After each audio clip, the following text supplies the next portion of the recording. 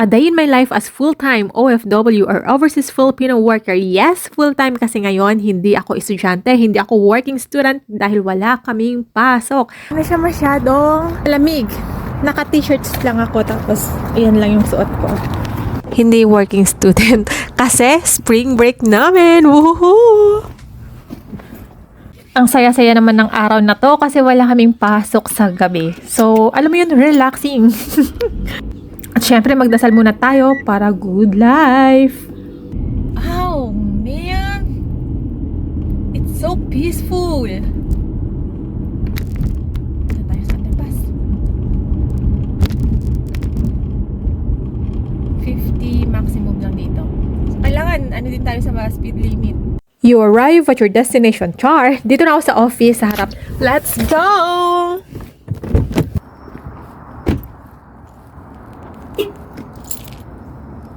Hindi na siya malamig talaga. Weather forecast. Yan. Spring na talaga. +6 na dito, so pwedeng 2 layers na lang yung damit. Tapos ngayon magtatrabaho na tayo. Try natin magtrabaho na naman ngayon. Kikita na naman tayo ng dollar. Access key lang, sapat na, pwede ka nang pumasok sa office, wala nang ID dito. So kung nakikita nyo, pagpasok nyo, meron ditong room where you can leave your shoes here kasi nga basa, or pwede ka magpalit ng shoes dito. Tapos, iwan mo yung coat, dito yon. Ay, Jordan, kulay mink. Uy, may vlog ako niyan. Kasi afford mo yan pag dito ka na. O siya, kailangan ko na magtrabaho para kumita ako ng dolyar. Ay, ang saya-saya talaga. Alam mo yung pag bawat click ng mouse, ay, dollar. Ang saya lang talaga. Ay, sana all, Char. Uy, mag-apply kayo dito. And this is my lunch. Noodles. Walang rice. At dahil walang klase, mag-French tayo while lunch break. Dito kasi sa Canada, yung lunch nila ay mga pasta, spaghetti, pizza, mga ganon. Or tinapay, sandwich. Yun, busog na sila dun. Pero dahil Pinoy tayo, kanin is life. Yung energy mo ay very low pag walang rice. Diba? Agree? Okay, back to tulala. Charet! Magtrabaho tayo kasi bawat click, isang dolyar. Char. Uy, anong oras na? Woohoo! 5:00 na. It's time to go home. Dito sa Canada, kahit nasa detailing firm ka, may work-life balance pa rin. Pwede akong umuwi ng 4:30. Ayan no. Excited na. So, magpapalit tayo ng sapatos. From Jordan to H&M, Char. Ayan. Papalit tayo sapatos. Para uwian na. Log out. Hi! Liwanag pa. 5:00 na. O, diba? Liwanag pa siya, guys. At saka yung parking dito ay libre. Doon yung sasakyan ko. Yan yung kay Kabayan. Char. Office mate din namin. Ayan, yellow yan. So, pa-spring na at matutunaw yan sa ulan. Okay, tara na. Ay, let's go. Pwede pang magtrabaho pagdating sa bahay para pagdating ng Biyernes, ano na lang tayo, konting oras na lang. Makakatipid tayo sa gasolina. Grabe. Nung winter, siguro 1 week namin, $50.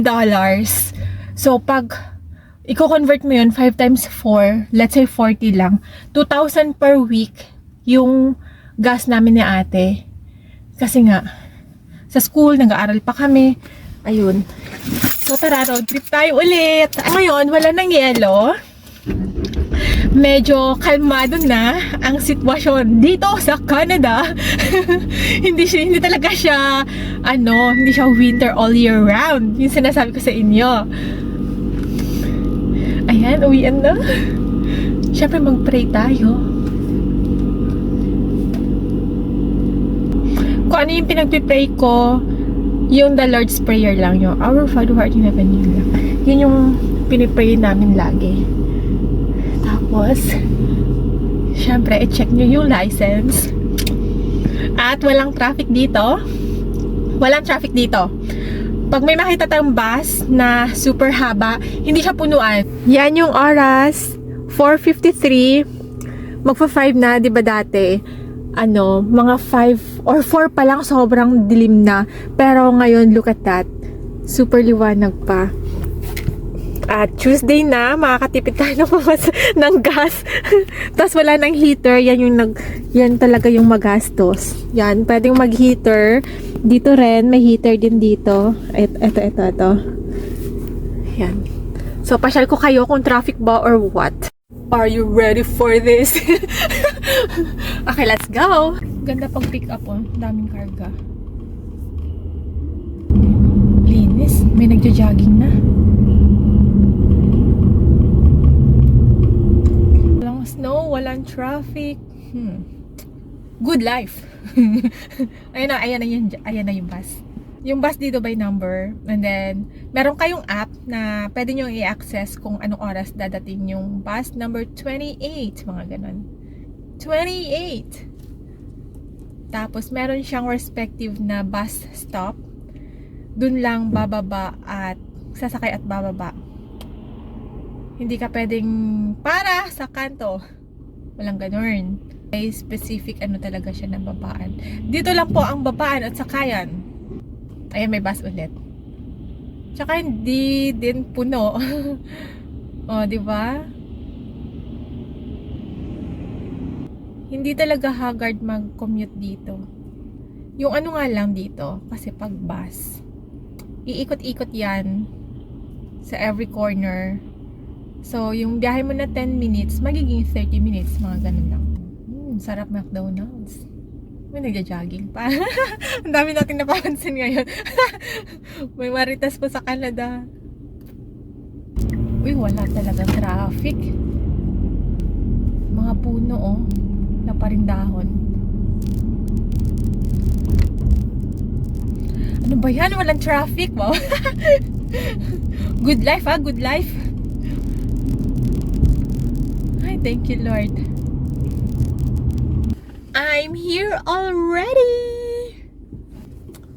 Good life.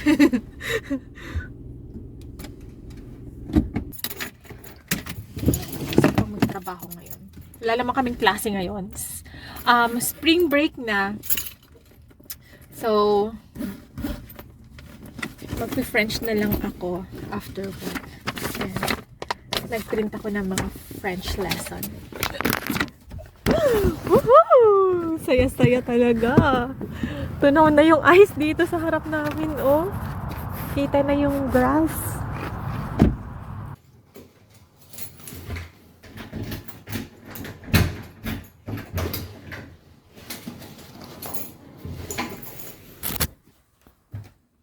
Hi, vlogs. Natrabaho pa si ate. At dahil nagtrabaho tayo ng hard, nagugutom na ako. Tingin tayo sa ref. Hanap tayong pagkain. Eto, balatong. Do you know balatong?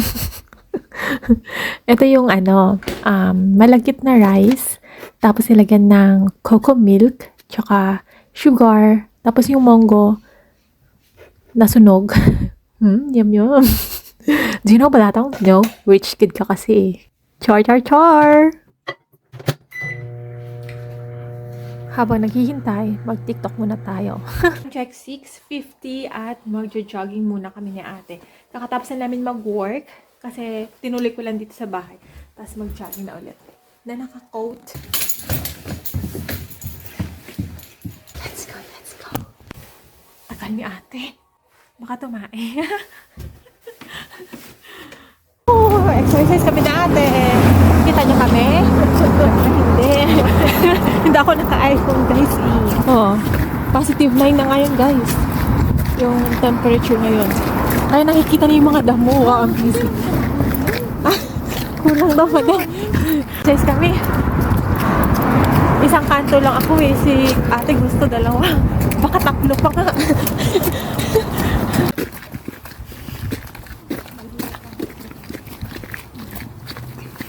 May naaamoy ako. Pagkain. Noodles. Amoy noodles. Anong flavor? Parang chicken. Ano siya? O chicken na may yung social na noodles. Uwi na tayo. Bango. Ginutom. Hala, sabi exercise na punta sa mall. Dami talagang budol dito sa Canada. Ay, nako. Ay, exercise, diba? Exercise? Dito. Ang sabi exercise, ano na naman to? Nakakaloka na. Nakakaloka to, guys. Ano to napasukan namin? Ano to? Ate, oh. Ang gusto na ate, mag-healthy living na daw siya. Uy, pwede to, te, oh. Coleslaw. Kaso yung pang-beef naman. Tapos eto, yung mga gulay na yan. $5.99. Ready to eat na yan. Pero mahal yan. Mga ready to eat na yan. Platter. Uy, eto, $3.99, oh. Mga ready to eat na yan. Hindi mo na kailangang hugasan. Malinis na yan. Oh. Yan, oh. $3.99. Yan yung mga damo-damo. Para mapanatiling fresh. Eto, radish. Uy, may kamote, oh. Aloe vera. Ganda. Aloe vera. Ito yung talong. Laki. Laki. Alam mo yung mga nasa laruan lang, oh. Ako ba, sabi mag-exercise lang, tapos yung napuntahan namin. Sa bagay, pag mag-exercise, kailangan ng healthy foods na. Fruits. Kaya dito kami. Langyayan. Sabi mag-exercise. Pero, anong nakuha mo, te? Healthy naman ako. Sige na lang. Ayan kami sa may IGA. Parang yung katapos ng IGA sa Pilipinas. Parang ano siya eh. Rustans. Yeah. Mga ano yung mga pricey. Specialist. Mga pricey. Mga fresh pero mahal. Specialty store. Parang rustans. Rustans na. So dyan nagtatapos ang aming a day in our life. Kuno, char. Kakain lang kami, naliligo, boborlogs. Oh, na-inspire ko kayo na pumunta dito sa Canada kasi nga hindi naman talaga siya araw-araw malamig. Kagaya ngayon, spring na. Ang spring dito ay so gross. Medyo may amoy na. Wait lang. Ayan, ganyan yung spring dito sa Canada. It's so gross. This is Leona and this is Mitch and bye for now.